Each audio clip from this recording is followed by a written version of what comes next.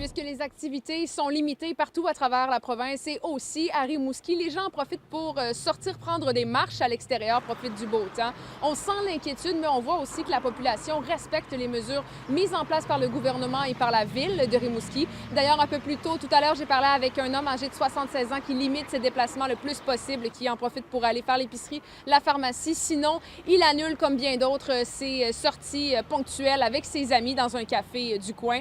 D'ailleurs, la situation qui n'est pas facile pour les aînés qui ne peuvent pas recevoir de visites dans les centres d'hébergement et de soins de longue durée, dans les hôpitaux, même chose pour les résidences pour personnes âgées.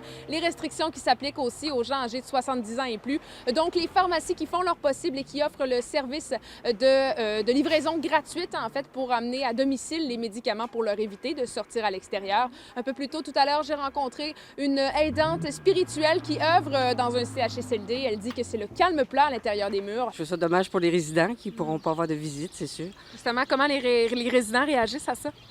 Très bien, ils comprennent quand même que c'est important pour leur santé aussi. Puis la santé, je pense qu'il faut avoir la conscience sociale. J'ai pas mes enfants cette semaine, ça fait que j'ai le temps de me préparer un petit peu, là, mais ça va être l'autre semaine, fait qu'on va peut-être les faire garder chez les parents. Je suis retraité, puis ils vont voir des chums, puis ça, mais là, c'est sûr que ça me magane. Une situation d'isolement qui est particulièrement difficile pour nos aînés, et ce, partout à travers la province. D'ailleurs, le Cercle culturel de l'amitié qui a officiellement fermé ses portes au moins jusqu'à la fin mars, c'est près de 700 personnes qui se voient privées de leur activité quotidienne. D'ailleurs, on écoute le président. Moi, mes responsables d'activité, ils ont dit, vous posez un bon geste, parce que déjà, je sentais à la vie active des gens qui ont une malaise. Écoute, là, on sort, puis on fait beaucoup d'activités, puis on va s'attraper quelque chose. J'aime tellement mon monde, là, je vais les voir en sécurité. À l'heure actuelle, aucun cas n'a été décelé dans l'est du Québec, donc la situation qui est sous contrôle. Mais on vous tient informé des développements.